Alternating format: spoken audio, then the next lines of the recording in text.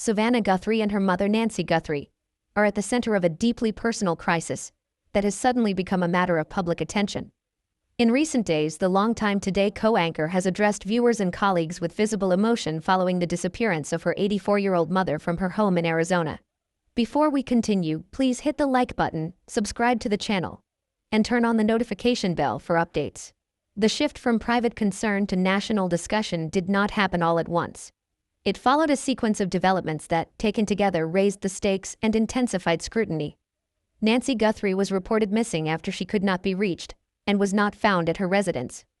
Local investigators later confirmed they were treating the home as a possible crime scene, noting signs that warranted closer examination.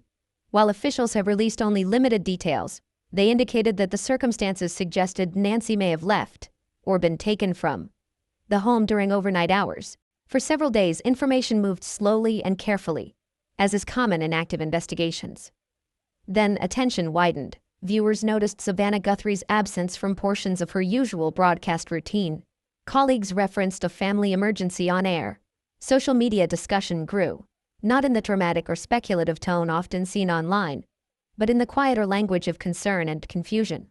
A familiar public figure known for reporting other people's stories was now living through an uncertain situation of her own. The moment the story moved decisively into public focus came when Savannah addressed the situation directly. Her remarks were measured but candid.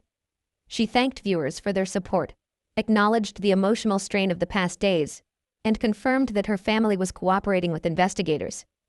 It was not a detailed statement, and it was not intended to be. But it marked a clear transition. This was no longer simply a local missing person case. It was a personal ordeal unfolding under national visibility. Why is the situation being discussed so intensely now? Part of the answer lies in timing. Investigations often operate quietly at first, but when authorities classify a location as a crime scene, it signals that the circumstances may be more complex than an accidental absence. That designation alone can change how a disappearance is perceived, by media, by the public, and by the family involved. It does not confirm wrongdoing, but it indicates that investigators are considering a range of possibilities beyond routine explanations. Another reason attention has sharpened is Savannah Guthrie's role in American media. For more than a decade, she has been a steady presence in millions of households each morning. Her professional identity is tied to clarity, composure, and careful reporting. Viewers are accustomed to seeing her guide conversations about national events, political developments, and personal human stories. Seeing her on the other side of uncertainty, not as an anchor, but as a daughter, has created an emotional shift in how audiences relate to the news. There is also the natural human reaction to the disappearance of an elderly person. Cases involving older adults carry particular urgency and vulnerability. Age can bring health concerns, mobility challenges, and increased risk in unfamiliar situations. Even without confirmed details, the knowledge that an 84-year-old woman is unaccounted for changes the emotional weight of the story. It moves beyond curiosity and into concern about safety and time sensitivity. In the midst of this, another layer of attention has emerged involving Savannah Guthrie's husband, Michael Feldman. His name entered public conversation following emotionally charged remarks attributed to Savannah during a period of visible distress. It is important to state clearly that there have been no public accusations from law enforcement, and no charges announced. References to family members in moments of trauma can be complex, and investigators routinely look at many possibilities when trying to establish timelines and relationships. The presence of his name in discussions reflects the intensity of the situation rather than confirmed findings. This dimension of the story illustrates how quickly narratives can expand when information is incomplete. A family crisis, once discussed openly even in limited terms, becomes subject to interpretation. Observers attempt to connect fragments of detail into a coherent explanation, even when the evidence available to the public is minimal. That dynamic does not necessarily help investigators, and it can add pressure to families already under strain. The purpose of this analysis is not to speculate or assign blame. It is to examine how the situation has unfolded, how it is being framed, and why certain aspects have drawn particular attention. The difference between confirmed information and assumption is especially important in active cases. Law enforcement agencies often withhold specifics to protect the integrity of their work. That absence of detail can feel unsettling, but it serves a practical function, preventing misinformation and preserving the accuracy of evidence. At the same time, the emotional reality for those involved cannot be separated from the procedural side. Savannah Guthrie is continuing to balance professional responsibilities with private worry. Her colleagues have offered support, and viewers have responded with empathy, yet the core issue remains unresolved. Nancy Guthrie's whereabouts are still unknown. Each passing day adds urgency, but it also adds complexity as investigators sort through timelines, communications, and physical evidence. This intersection of public visibility and private fear is rare but not unprecedented. Journalists occasionally find themselves covering stories that touch their own lives. The challenge lies in maintaining boundaries between what can responsibly be shared and what must remain part of an ongoing investigation. Savannah's decision to acknowledge the situation without providing detailed commentary reflects that balance. It informs viewers while recognizing that the most important answers are still being sought elsewhere. As of now, several elements remain clear. An elderly woman disappeared under circumstances that investigators consider unusual enough to examine closely. Her daughter happens to be a nationally recognized journalist. The family is cooperating with authorities. Public statements have been limited and cautious. Beyond those points, much of the discussion is shaped by the natural discomfort people feel when faced with unanswered questions. That discomfort is understandable. Disappearances interrupt the normal rhythm of daily life in a way few other events do. They create a pause, filled not with resolution but with waiting. For Savannah Guthrie and her family, that pause is ongoing. For viewers and observers, the waiting brings curiosity, sympathy, and a desire for clarity that has not yet arrived. The story at this stage is defined less by what is known than by what is still uncertain. Investigators are working methodically. The family is navigating a deeply personal ordeal in public view. The media is balancing coverage with restraint. All of these threads converge on one point in time: the night Nancy Guthrie was last known to be safe, and extend forward into days of unanswered questions. As more details eventually emerge, interpretations may shift. For now, the central tension remains the same: a disappearance without explanation, a family seeking answers, and a public trying to understand events as they unfold. The timeline has brought us to this moment of awareness and concern, but it has not yet provided the clarity everyone is hoping for. So what exactly happened during those missing hours that set all of this in motion? The unanswered question left hanging is a simple one with enormous weight. What happened during the overnight hours when Nancy Guthrie vanished? To understand why investigators are approaching this case with caution, it helps to slow down and reconstruct the sequence of events as carefully as possible. Nancy Guthrie was last known to be at her Arizona home on the evening of January 30th. According to early reporting, there was no immediate sign of distress during the day.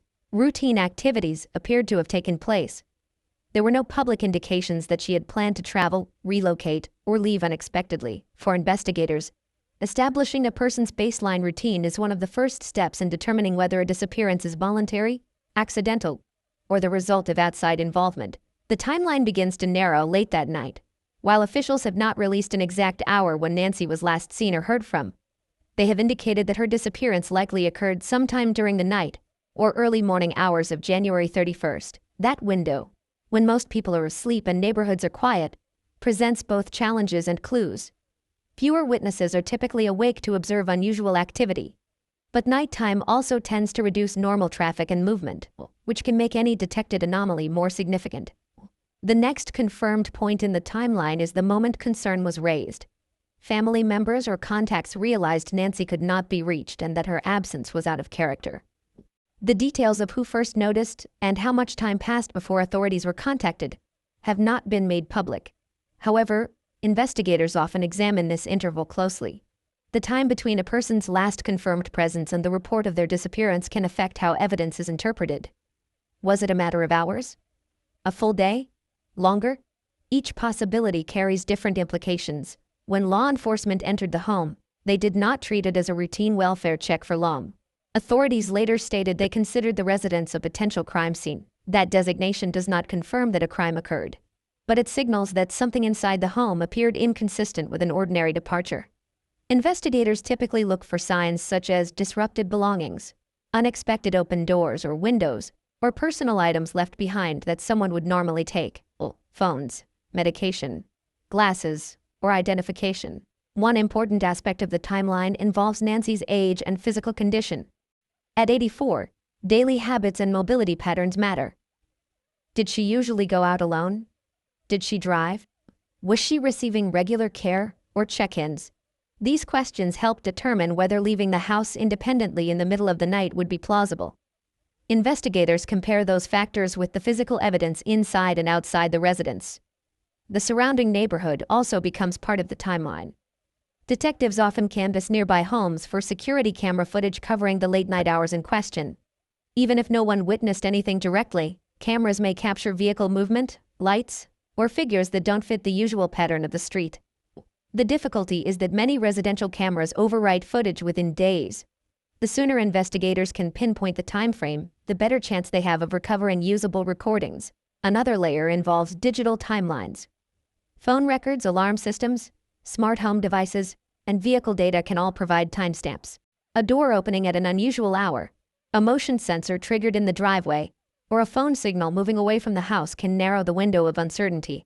Authorities have not shared whether such data exists in this case, but modern investigations routinely examine these sources when available. Family communication is another key element. When was the last time Nancy spoke to a relative or friend? Did she have any scheduled appointments the following day? Missed commitments can help establish when something first went wrong. In cases involving elderly individuals, even small deviations from routine, a missed morning call, an unopened newspaper, an unanswered message, can signal the earliest point of concern. Weather conditions during the overnight hours also matter.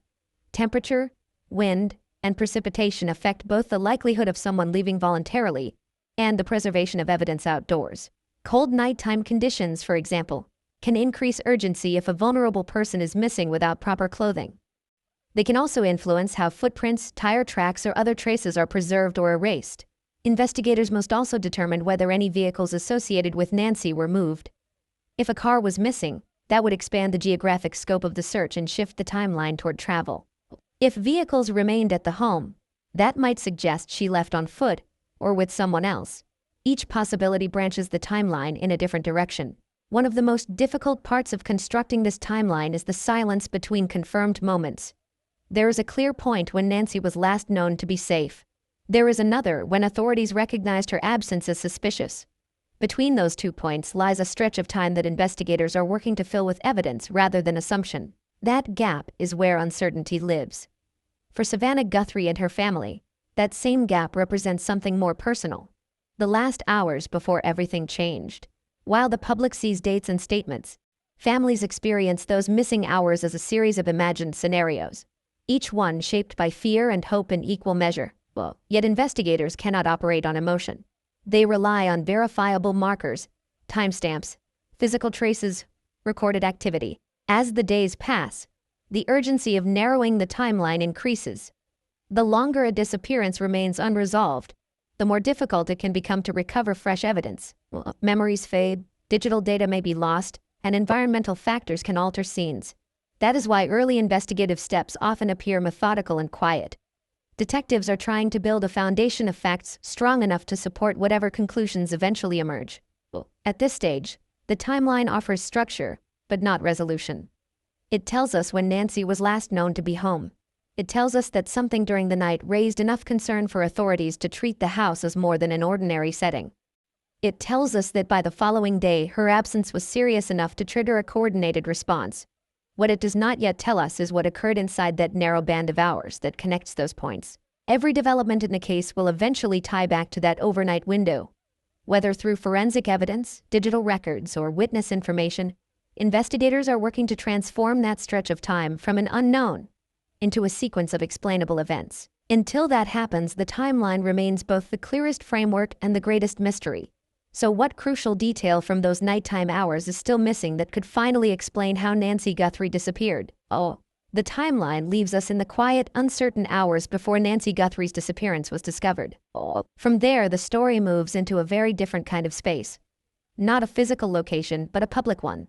As investigators work to understand what happened inside a private home, Savannah Guthrie is navigating what it means for a deeply personal crisis to unfold in front of a national audience. In the days following her mother's disappearance, viewers began noticing small but meaningful changes. Morning television is built on routine. Familiar faces appear at familiar times, delivering news with steady rhythm. When that pattern shifts, people notice. Savannah's temporary absence from parts of the broadcast schedule was not dramatic, but it was enough to prompt questions.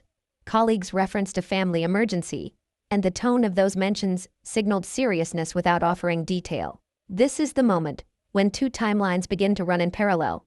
One is the investigative timeline, measured in evidence, interviews, and forensic analysis. The other is the public timeline, shaped by appearances, statements, and the visible emotional state of someone viewers feel they know. The second timeline does not determine facts, but it strongly influences how the story is perceived. Savannah Guthrie's professional identity has long been associated with calm authority. She asks difficult questions, moderates political discussions, and covers breaking news with composure. That public image creates a certain expectation, steadiness, clarity, control.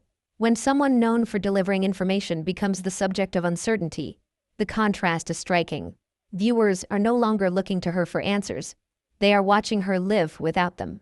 Her decision to address the situation, even briefly, marked a turning point in the public timeline.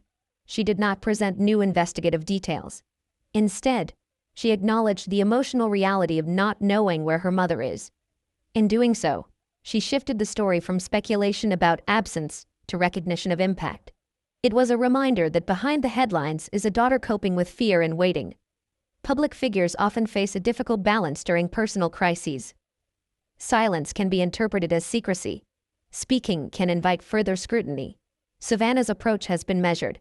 Enough acknowledgement to confirm the seriousness of the situation, but restraint in discussing specifics that belong within an active investigation. That balance reflects both professional awareness and personal vulnerability. Another dimension of this public-private tension is the role of colleagues. Morning show teams often function with a sense of extended family on screen. When one member is in distress, the support becomes visible. Subtle changes in tone, words of encouragement, and references to strength or hope signal to viewers that something significant is happening off camera. These gestures are human, but they also bring the private struggle further into public view. Audience reaction follows naturally. Viewers who have watched Savannah Guthrie for years feel a connection, even if one-sided. Messages of support, concern, and prayer appear across social platforms. This outpouring can be comforting, but it can also intensify the sense that a personal ordeal is unfolding under observation. The line between empathy and intrusion can become thin, especially when information is limited. At the same time, the public's familiarity with Savannah shapes how the story is framed in media coverage. Journalists covering the case must navigate an unusual dynamic, reporting on a fellow journalist who is both a colleague and a subject. Many outlets have adopted a careful tone, focusing on confirmed information and the search effort rather than personal speculation. Even so, the mere fact of her prominence ensures that developments draw broader attention than a similar case might otherwise receive. This heightened visibility has practical consequences. Increased media attention can sometimes aid investigations by generating tips or encouraging witnesses to come forward. It can also complicate matters if rumors spread faster than facts. For families, the presence of cameras and headlines can feel like an added layer of pressure during an already painful time. Savannah's role as a communicator adds another layer of complexity. She understands how news cycles operate, how statements are interpreted, and how narratives form. That awareness may shape what she chooses to say, and what she chooses not to. When she appears on screen, even briefly, viewers read not only her words but her expression, tone, and demeanor. Normal signs of stress or fatigue can be analyzed far beyond their original meaning. This scrutiny extends to those close to her as well. When a public figure experiences a crisis, family members often find themselves drawn into attention they did not seek. Names, relationships, and past details can surface in discussions that mix confirmed facts with assumption. The challenge for observers is to distinguish between relevance to the investigation and simple curiosity about personal lives. Through all of this, the core reality remains unchanged. Nancy Guthrie is still missing. The public dimension of the story can feel large, but it exists alongside a quieter, more urgent effort happening away from cameras. Detectives are following leads. Family members are waiting for updates that may or may not come quickly. The contrast between the visible and the unseen parts of the situation is stark. There is also the psychological toll of uncertainty. For families of missing persons, daily life can feel suspended. Every phone call carries weight. Every update, even a small one, can shift emotions dramatically. When that experience is paired with public attention, the sense of vulnerability increases. Ordinary moments, walking into work, sitting at a desk, greeting colleagues, take place under the shadow of unresolved fear. Savannah Guthrie's public composure does not erase that private reality. If anything, it highlights the effort required to maintain routine while living with unanswered questions. Viewers see a professional continuing to do her job. Behind that image is a daughter navigating hope, worry, and the strain of waiting. As the story moves forward, these two timelines, investigative and public, will continue to intersect. New information from authorities may change how the case is discussed. Further statements from Savannah, if they come, may reshape public understanding.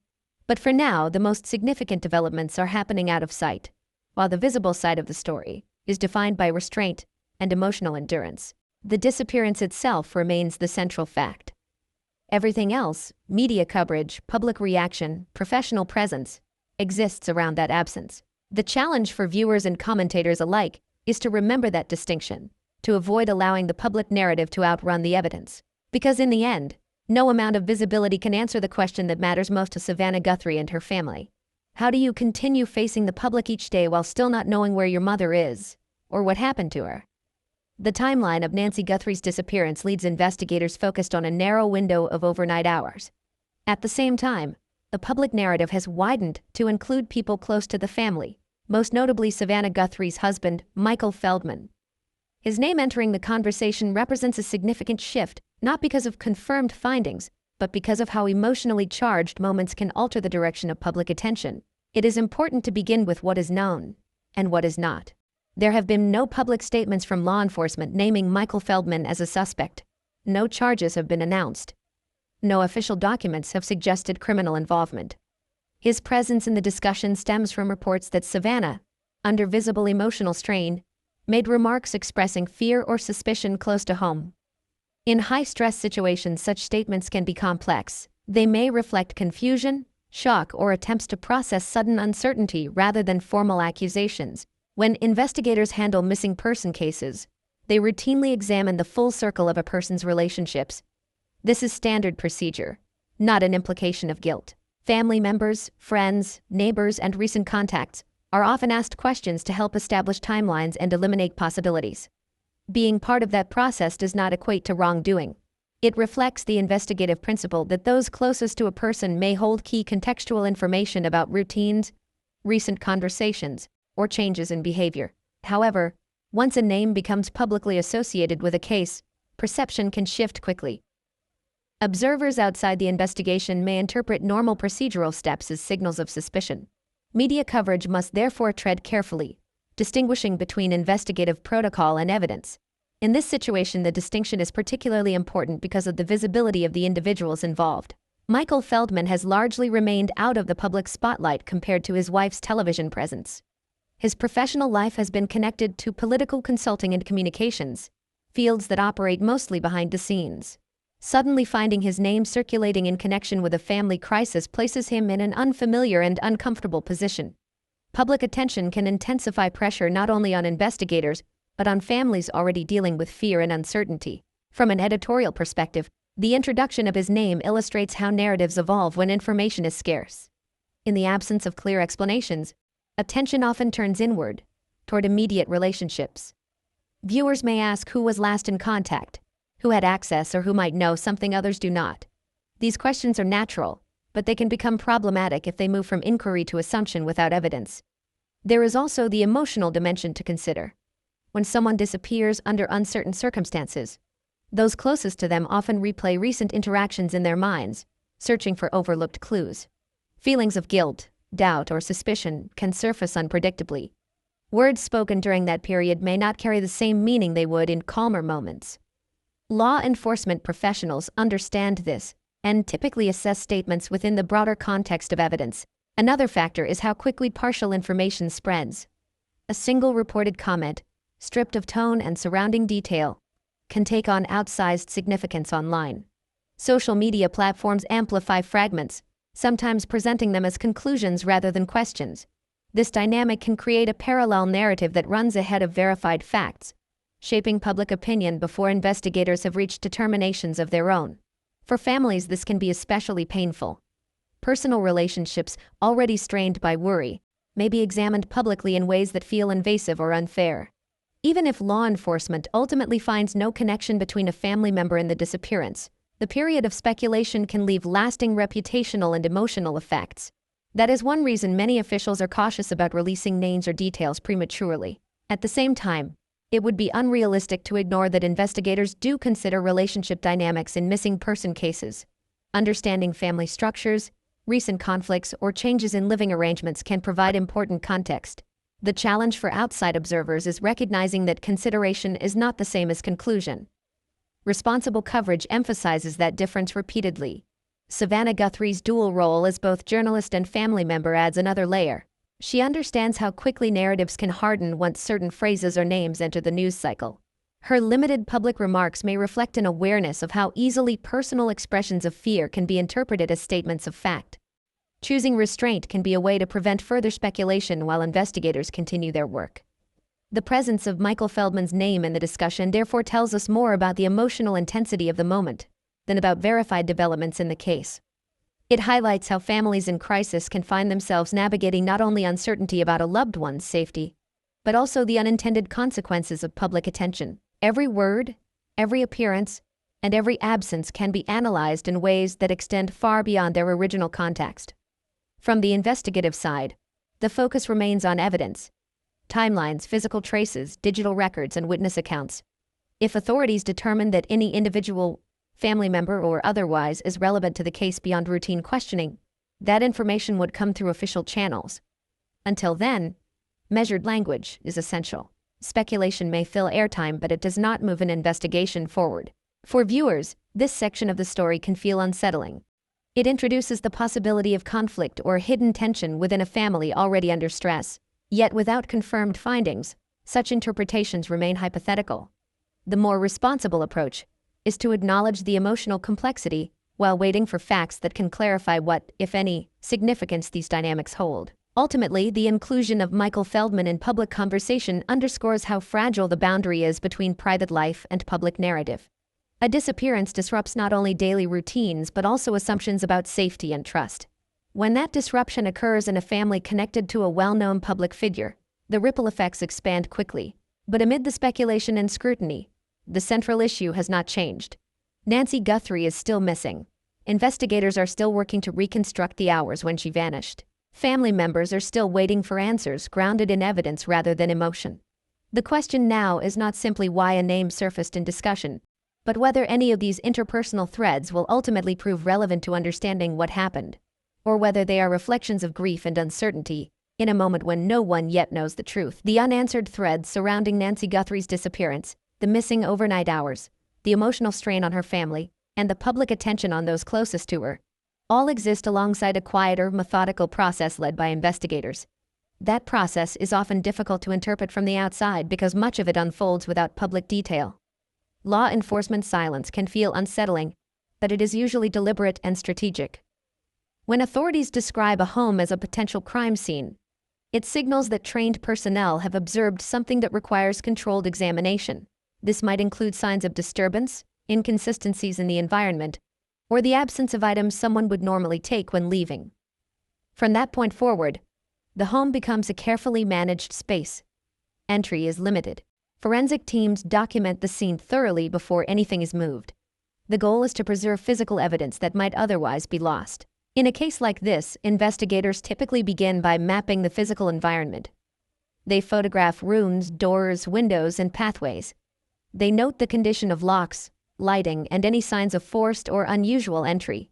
Even small details, a displaced object, a scuff mark, an open drawer, can later connect to other findings. These observations help determine whether Nancy Guthrie likely left on her own, or whether another person may have been present. At the same time, detectives expand beyond the house itself. They canvass neighbors, asking whether anyone noticed unfamiliar vehicles, late-night movement, or sounds that seemed out of place. Even if residents recall nothing unusual, those conversations establish a baseline for what the area typically looks and sounds like at that hour. In some cases, a neighbor may remember something minor that gains importance later when combined with other evidence. Surveillance footage is another critical element. Modern neighborhoods often contain doorbell cameras, security systems, or traffic cameras on nearby roads. Investigators move quickly to identify and collect recordings before they are overwritten. Reviewing this footage can be time-consuming, but it can reveal vehicles passing at unusual times, lights turning on, or figures moving through areas that are normally quiet overnight. Digital evidence also plays a growing role in timelines. If Nancy had a mobile phone, its last known signal location can help establish movement, or confirm that it remained at the residence. Smart home devices may log door openings, motion detection, or temperature changes. Vehicles sometimes record ignition times or route data. Each of these sources can narrow the window of uncertainty left by human memory alone.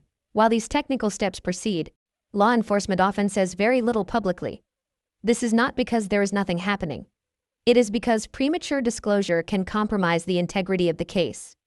If certain details are released too early, they may influence witness statements or alert potential suspects to what investigators know.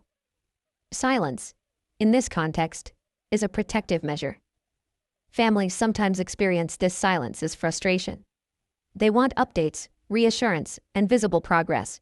Investigators must balance those needs with the demands of building a case that will withstand scrutiny if criminal charges eventually follow. Information may be shared privately with family members but withheld from public briefings. Even that private sharing can be limited if certain facts must remain tightly controlled. Another reason for measured communication is the need to avoid confirming unverified leads. In the early stages of a disappearance, tips can arrive in large numbers, especially when media attention is high. Many leads turn out to be unrelated. Announcing each one publicly could create false hope or unnecessary alarm. Instead, investigators verify quietly before deciding what merits disclosure. The classification of a location as a crime scene also means forensic specialists may be analyzing evidence in laboratories. This can include fingerprints, fibers, biological traces, or tool marks. Such analysis takes time. Results must be compared against databases and interpreted in context. While waiting for those findings, authorities may have little concrete to report even as important work continues behind the scenes. Coordination between agencies can add another layer. If there is any indication that Nancy might have been moved beyond the immediate area, state or federal resources may assist. Search efforts could expand geographically, and communication between jurisdictions must be organized carefully. These processes are complex and not always visible to the public eye. In high-profile cases, law enforcement agencies are also aware of the impact of media coverage. Public interest can generate helpful tips, but it can also spread rumors that investigators then have to address or dispel. Maintaining a consistent, limited message helps prevent confusion. It signals that the case is active and being handled seriously, even if details are sparse. For observers, this period can feel like a standstill. Days pass with few updates. Questions multiply faster than answers. Yet in many investigations, this is when foundational work occurs. Collecting data, cross-checking timelines, and testing early theories against evidence. Breakthroughs, when they come, often result from this careful groundwork rather than sudden revelations. Savannah Guthrie and her family are living within this investigative rhythm. They may receive periodic briefings, but much remains uncertain until evidence points clearly in one direction. The lack of public detail does not mean the case lacks direction. It means investigators are still building the framework needed to understand what happened during the hours Nancy disappeared. As time goes on, pressure for information will likely increase. Media outlets will seek updates. Viewers will look for signs of progress. Law enforcement must continue weighing transparency against the risk of compromising the case. That balance is delicate, especially when public emotion is high. For now, the silence itself is part of the strategy. It preserves evidence, protects leads, and allows investigators to follow the facts wherever they lead without outside interference. The unanswered questions that dominate public conversation are the same ones guiding detectives' daily work. They are examining every detail, however small, that might illuminate the path from Nancy's last known safe moment to the uncertainty that followed. The central mystery remains unchanged, but behind the scenes, each piece of evidence is being placed carefully into a larger picture that is not yet complete. The question is not whether investigators are working, but what they have discovered so far that they cannot yet share, and how long it will take before those hidden findings begin to clarify what really happened that night. While investigators continue their quiet, methodical work, another process has been unfolding in full public view. The shaping of the story through media coverage. Nancy Guthrie's disappearance is at its core a local and deeply personal crisis. Yet because her daughter is a nationally recognized journalist, the case has moved quickly into broader circulation. How it is framed, what is emphasized, what is repeated, and what is left unsaid, plays a significant role in how the public understands the situation. In the earliest stage, coverage focused almost entirely on confirmed facts. An 84-year-old woman missing, a home under investigation, and a family asking for privacy. This kind of reporting is straightforward. It centers on the search, the urgency, and the hope for safe resolution. But as days pass without clear answers, the tone of coverage can shift. News organizations begin revisiting timelines, highlighting emotional reactions, and exploring possible explanations in more depth. Mainstream outlets have largely maintained a cautious approach, repeating that the investigation is ongoing and that few details have been officially confirmed. This reflects standard editorial practice when dealing with active cases. Responsible reporting avoids speculation and relies on statements from law enforcement or the family. Even so, the repetition of certain phrases, crime scene, overnight disappearance, unusual circumstances, can subtly shape audience perception. Words chosen for accuracy can still carry emotional weight. At the same time, a different narrative dynamic unfolds on social media. Online discussions tend to move faster than traditional reporting cycles. Fragments of information, partial quotes, or second-hand interpretations can spread widely within hours. In these spaces, the distinction between confirmed detail and personal theory often blurs. A comment expressing fear or confusion may be shared as though it were a formal allegation. A procedural investigative step may be framed as evidence of wrongdoing. This contrast between careful journalism and rapid online speculation creates a complicated information environment. Viewers encounter headlines that emphasize caution alongside posts that imply dramatic developments. For families like the Guthries, this can feel like living inside two parallel realities, one grounded in official process, the other driven by interpretation and emotion. Media framing also influences which aspects of a case receive the most attention. In this story, Savannah Guthrie's public role has become a focal point. Reports often reference her work on morning television, her reputation for professionalism, and her visible emotion when addressing viewers. These details help audiences connect with the human side of the situation, but they can also shift focus away from Nancy herself. The missing person risks becoming secondary to the identity of her daughter. Another layer involves the introduction of names close to the family, such as Michael Feldman. Once a family member's name appears in coverage, even in a cautious or contextual way, it can become a recurring element of the narrative. Each mention reinforces its presence, sometimes beyond its evidentiary relevance. Editors must decide whether including such references adds meaningful understanding or simply fuels curiosity. The pacing of updates is another factor in narrative framing. In the absence of new official information, outlets may revisit earlier details, presenting them in slightly different ways to maintain coverage. This can create the impression of ongoing development even when the underlying facts have not changed. For viewers following closely, it may feel as though the story is evolving when it is actually paused at the same point of uncertainty. There is also the ethical dimension of covering a colleague's family crisis. Journalists reporting on Savannah Guthrie's situation must balance professional distance with personal awareness. Some may know her directly. Others may share the experience of balancing public roles with private lives. This can lead to a tone that is more empathetic than sensational, but it can also create hesitancy about probing certain angles too deeply without clear evidence. The broader public reaction feeds back into coverage as well. Messages of support, concern, and solidarity often become part of the story. They highlight the emotional impact of the disappearance and the sense of connection viewers feel. Yet focusing too heavily on public sentiment can shift attention from the investigative process that ultimately determines outcomes. All of these elements demonstrate that media coverage is not just a reflection of events, it is also a framework through which those events are interpreted. Language choices, headline structure, and the balance between fact and context all contribute to how audiences perceive the seriousness, direction, and possible explanations of the case. For Savannah Guthrie and her family, this means their personal ordeal is being filtered through multiple editorial lenses at once. Some coverage emphasizes empathy and restraint. Other discussions lean toward conjecture. The result is a landscape where the same basic facts can appear very different depending on how they are presented. Meanwhile, Investigators continue to operate according to evidence, not headlines. They are not guided by trending topics or online debates. Their focus remains on reconstructing the timeline, analyzing forensic data, and following leads wherever they point. The public narrative may ebb and flow, but the investigative process moves at its own pace. As viewers, it can be challenging to separate the emotional pull of a story from the factual foundation beneath it. Repetition of certain ideas can make them feel established even when they are not confirmed. Responsible engagement requires patience and an understanding that not every question can be answered immediately. The story of Nancy Guthrie's disappearance is still unfolding. Media coverage will continue to adapt as new information becomes available.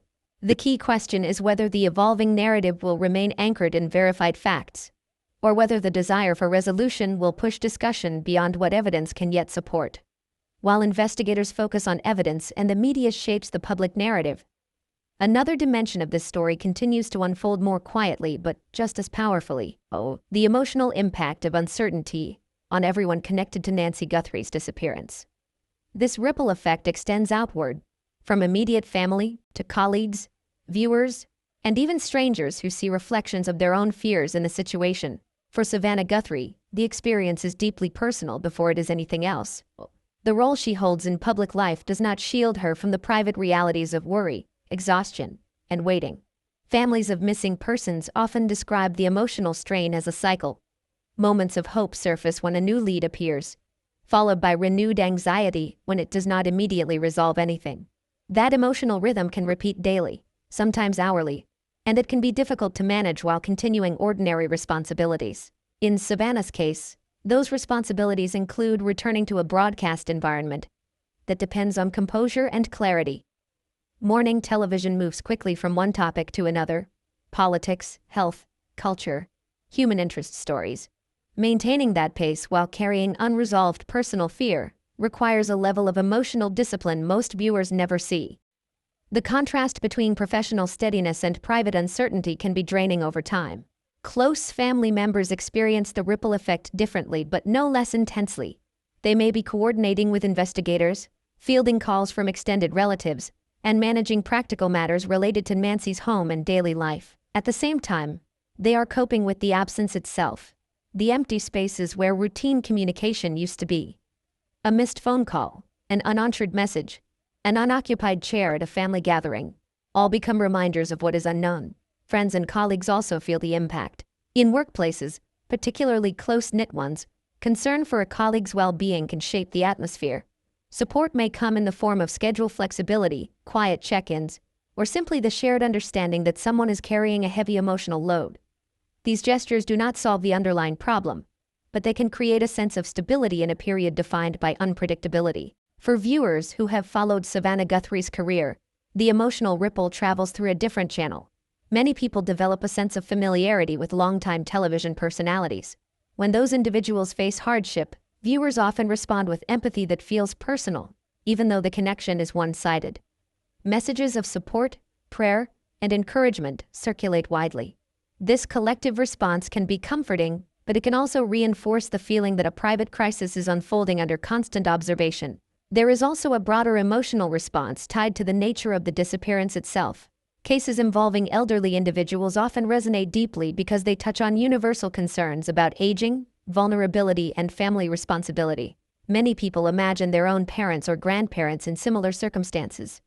That identification can heighten both compassion and anxiety, making the story feel close to home even for those with no direct connection. Uncertainty is the defining emotional feature of disappearances. Unlike situations with clear outcomes, this kind of crisis suspends families between possibilities. Hope and fear coexist. Every update carries potential relief or new worry. The mind fills gaps with imagined scenarios, some reassuring, others frightening. Over time, the psychological toll can be significant, affecting sleep, concentration, and overall well-being. Public attention can intensify that toll. Each headline, each on-air mention, and each online discussion reopens the emotional wound. Families may feel pressure to respond, to clarify, or to appear strong, even when they are simply trying to cope. The presence of cameras or reporters can make ordinary moments feel exposed. Maintaining privacy becomes more difficult just when it is most needed. At the same time, there can be comfort in shared concern. Knowing that others are aware of the situation and hoping for a safe outcome can reduce the feeling of isolation that often accompanies crises. Community support, even from afar, can provide emotional reinforcement. The challenge lies in balancing that support with the need for space and the integrity of the investigation. The ripple effect also influences how time is experienced. Days can feel unusually long when waiting for news, yet weeks may pass in a blur. Routine tasks continue. Work schedules, household responsibilities, social obligations, but they take place against a backdrop of unresolved worry. This can create a sense of living in two realities at once. One moving forward as usual, the other paused at the moment the disappearance was discovered. For Savannah Guthrie, this dual reality is visible in subtle ways. She returns to her professional role, but viewers know there is more happening beneath the surface. That awareness can change how audiences interpret even ordinary moments. A slight pause, a shift in tone, or a brief absence may be seen through the lens of her personal situation, whether or not it is directly related. Ultimately, the emotional ripple effect reminds us that beyond the investigative steps in media framing, this is a human story defined by absence. Nancy Guthrie's disappearance is not only a matter of evidence and timelines. It is an ongoing experience of waiting, hoping, and coping for those who love her. The public may move on to other headlines, but for her family, the emotional process continues every day without resolution. As the investigation progresses, practical developments may provide new information, but emotional recovery depends on clarity that has not yet arrived. Until there are answers, the ripple of uncertainty will keep spreading through personal lives, professional spaces, and public consciousness alike. The unanswered question at the center remains the same, shaping every emotional response around it. How long can families endure this kind of waiting before they finally learn what happened to the person they are still hoping to see walk back through the door? By this point, several strands of the story are moving at once. Investigators are working through evidence. The public narrative has expanded and shifted. The emotional toll continues to deepen. Yet, despite all this activity, the central facts surrounding Nancy Guthrie's disappearance remain incomplete. What often keeps cases like this in public focus is not only what is known, but the contradictions and gaps that resist easy explanation. One of the first areas people examine in any disappearance is routine. Did Nancy Guthrie follow predictable daily patterns? Was there anything unusual in the days leading up to January 31st? Investigators typically look for disruptions, missed appointments, unexpected visitors, changes in communication habits. When routines appear normal, right up until the disappearance, it can be harder to identify a clear starting point for what went wrong. Another gap involves the physical environment. Authorities have said the home is being treated as a potential crime scene, but they have not detailed what prompted that decision. From the outside, the absence of specifics invites interpretation. Was there a sign of forced entry? An item out of place? Something missing? Each possibility suggests a different scenario. Yet without confirmation, all remains speculative. The lack of detail is deliberate, but it leaves observers trying to reconcile the seriousness of the response with the limited information available. Time itself becomes a source of tension. The overnight window when Nancy disappeared is both narrow and expansive. Narrow because it spans only a few hours. Expansive because within those hours, almost anything could have occurred. An unexpected medical event, an encounter with someone she knew, an intrusion by a stranger, or a voluntary decision followed by unforeseen trouble. Without a clear marker inside that window, the timeline feels suspended. There is also the question of access. Who, if anyone, could enter or leave the property during those hours without drawing attention? Neighborhood layout, lighting, and proximity to roads all matter. If neighbors reported nothing unusual, does that suggest a quiet, controlled event? Or simply that nothing visible occurred? Silence in the surrounding area can be interpreted in multiple ways depending on what other evidence eventually shows. Digital traces present another area where gaps can feel significant. In many modern investigations, phone data, cameras, and electronic logs provide crucial clues. If authorities have access to such data in this case, they have not disclosed it. The public, accustomed to technology solving mysteries quickly in other high-profile cases, may wonder why clear answers have not emerged. But digital evidence can be incomplete, inaccessible, or ambiguous. Devices can be left behind, powered off, or out of range. Technology narrows possibilities, but it does not always deliver certainty. Family dynamics also enter the conversation when explanations are scarce. Reports that Savannah Guthrie expressed fear or suspicion close to home add emotional complexity. But without official findings, those remarks sit in an uncertain space. They could reflect instinct, confusion, or simply the shock of an unexpected crisis. The gap between personal emotion and investigative conclusion is wide, and filling it requires more than interpretation. Media coverage can sometimes amplify these contradictions. One report may emphasize the seriousness of the crime scene designation. Another may highlight the lack of confirmed foul play. Viewers encounter both messages and try to fit them together. Are authorities signaling something urgent but unspoken? Or are they simply following protocol in a situation where the cause of disappearance is not yet clear? Both readings can seem plausible at once. Search efforts themselves can raise questions. If there have been ground searches, aerial surveys, or public calls for tips, each step suggests a particular direction of inquiry. The absence of visible large-scale search activity can also be interpreted, sometimes incorrectly, as a sign that investigators believe Nancy was taken elsewhere. In reality, search strategies often evolve quietly based on information that has not been made public. Another tension lies in expectations shaped by other cases. When people recall past disappearances that were solved quickly, they may assume similar timelines should apply here. But every case has its own variables: location, evidence, witness availability, and timing of discovery. Comparing one situation to another can create a sense of contradiction where there is simply difference.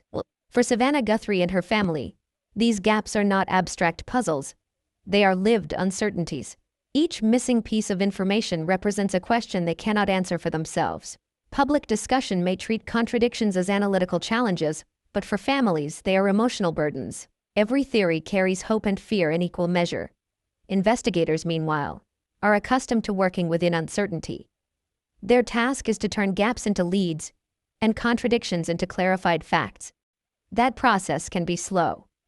It involves verifying or discarding possibilities one by one, often without visible progress. What feels like stagnation from the outside may be the steady narrowing of options behind the scenes. The presence of unanswered questions does not mean the investigation lacks direction. It means that the available evidence has not yet formed a complete narrative. As more information is gathered, from forensic analysis, digital records, or witness accounts, some contradictions may resolve while others emerge. This is a normal part of complex cases. For the public, patience can be difficult when the emotional stakes are high. Each day without resolution adds to the sense that something crucial remains just out of reach. Yet rushing to fill those gaps with assumptions risks distorting the picture investigators are trying to assemble carefully. At this stage, the story is defined as much by what cannot yet be said as by what has been confirmed. The contradictions and gaps keep the case open in the public mind, inviting attention and concern. But only evidence, not interpretation, can ultimately close them. Until that evidence surfaces, the central tension remains. Among all the missing details and unresolved inconsistencies, which single piece of information, still unknown to the public, has the potential to connect the fragments of this timeline and finally explain what happened to Nancy Guthrie? All of the unanswered gaps, emotional strain, and public attention now converge on a forward-looking question: what happens next? When a disappearance like Nancy Guthrie's remains unresolved beyond the initial days, investigations often move into a longer, more complex phase. This stage can feel quiet from the outside, but it is often when some of the most important work takes place. In many cases involving missing elderly individuals, the first phase focuses on immediate search and stabilization, checking hospitals, contacting nearby agencies, reviewing the home environment, and securing potential evidence. As that initial sweep concludes, the investigation typically transitions into deeper analysis. Detectives begin revisiting the timeline in finer detail, sometimes re-interviewing people who were already questioned in the early hours. These follow-up interviews are not a sign that earlier statements were doubted. Instead, they reflect how memory works. People often recall new details after the shock of a sudden event begins to settle. A neighbor might remember a car door closing late at night. A family member might recall an unusual comment from days earlier. Small fragments that once seemed irrelevant can gain significance when placed alongside physical or digital evidence. Forensic analysis also becomes more prominent at this stage. Items collected from the home may be undergoing laboratory testing. Results can take time, particularly if specialists are comparing traces against large databases. Fingerprints, fibers, or biological material can either narrow the scope of the investigation or eliminate certain possibilities. Even results that appear inconclusive publicly may help investigators refine their direction. Digital forensics often continues in parallel. Phones, computers, security systems, and vehicles can hold data that is not immediately accessible. Warrants may be required to retrieve certain records. Analysts may be reconstructing communication patterns, location pings, or device activity during the critical overnight window. These technical steps can be slow, but they sometimes produce the kind of time-stamped evidence that transforms uncertainty into a clearer sequence of events. Search strategies may also evolve. If early evidence suggests Nancy Guthrie may not have left the area alone, investigators might focus less on wide ground searches and more on tracing vehicle movements or connections to other locations. Conversely, if new information suggests a particular route or destination, search teams could return to physical areas that were not initially prioritized. These decisions are usually guided by evidence that has not been released publicly. Coordination between agencies can expand during this phase. If there is any indication that Nancy could have crossed state lines or been transported elsewhere, regional or federal partners may assist with data sharing and resource deployment. Such coordination often happens behind the scenes and may not be visible unless authorities choose to announce it. Public communication sometimes becomes more structured as cases move forward. Law enforcement may hold periodic briefings not necessarily to reveal breakthroughs, but to maintain transparency and encourage tips. They might release specific requests for information, a vehicle description, a time frame, or a geographic area of interest. Each public appeal is usually tied to a particular investigative need. For families, this stage can be one of the most emotionally challenging. The immediate urgency of the first days gives way to a longer period of waiting, where progress is measured in small updates rather than dramatic developments. Support networks become especially important. Counseling, community outreach, and advocacy groups for families of missing persons often play a role in helping relatives cope with prolonged uncertainty. For Savannah Guthrie, the continuation of the investigation means balancing hope with realism. Each new development may bring the possibility of clarity, but also the risk of disappointment. Public attention may ebb and flow, but for her and her family, the passage of time does not lessen the need for answers. The private timeline of worry continues even when headlines slow down. Media coverage during this phase often shifts toward analysis rather than breaking updates. Commentators look at how similar cases have unfolded in the past, what investigative steps might still be underway, and why some disappearances take longer to resolve than others. This can provide context, but it can also create expectations that do not match the unique details of this situation. One of the realities of complex investigations is that breakthroughs can come from unexpected places. A tip that seemed minor at first may later connect with forensic results. A piece of digital data might reveal a pattern only after weeks of analysis. Because of this, detectives keep lines of inquiry open longer than the public might expect. What appears quiet may actually be a period of careful cross-checking. There is also the possibility that new evidence could shift the entire direction of the case. Early assumptions, whether about timing, location, or circumstances, are sometimes revised when new information emerges. Investigators must remain flexible, willing to reconsider earlier interpretations in light of fresh findings. That adaptability is part of what makes the process slower but ultimately more reliable. For the public, patience becomes the hardest requirement.